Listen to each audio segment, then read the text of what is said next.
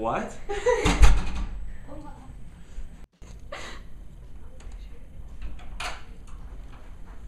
Konnichiwa, Abi-kun. What? Salut, Abi. What?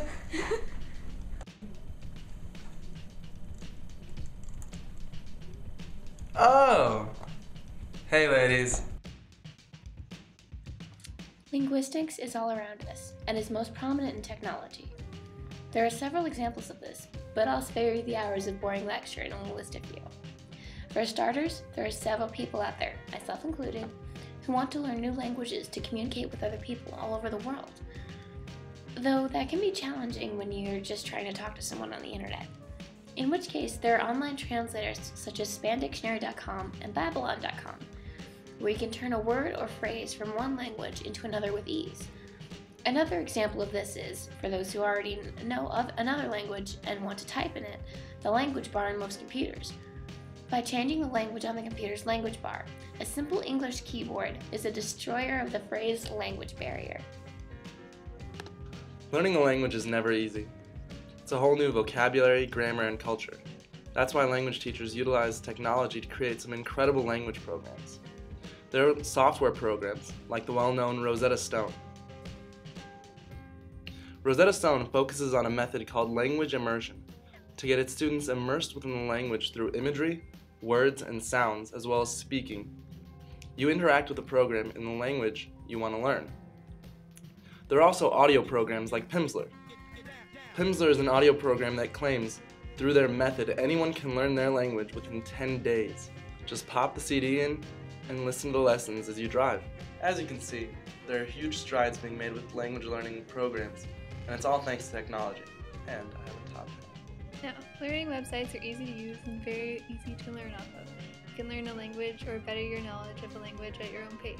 Since the internet is so widespread now, you can basically learn anywhere, even on the go. You aren't limited to just what you can find in the classroom or what you learn from an instructor. There are various places to get information. Personally, I use websites to help me learn Spanish. Some good examples of this include 123teachme.com. The best thing about this website, in my opinion, is that you can type in a verb and it'll show you the conjugations of that verb in every single form. So for instance, if you really wanted to know the subjunctive form of the verb stare, it'll tell you. It's really handy when you're unsure of a conjugation. This other website might be a bad example of how a good website should be laid out. However, it is a good website to help you with Spanish. It has a lot of interesting things as well as good information and some fun games that'll help you learn. And then studyspanish.com has good information as well and lots of variety. It even has some software that can help you learn Spanish. One topic of linguistics is accessibility. Accessibility, quite simply, is a general term used to describe the degree to which a product, device, service, or environment is accessible by as many people as possible. There are many myths unique to accessibility. For example, myth 1. Modern operating systems have enough built-in accessibility options that IT shouldn't have to worry about it. While many do have some built-in features, such as text-to-speech software, these only cater to very specific needs. Myth 2.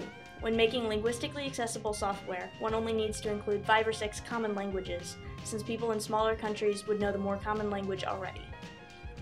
While it is true that many people from those smaller countries would know the larger neighboring language, it can be very infuriating to provide, say, a Dutch person with a German language program.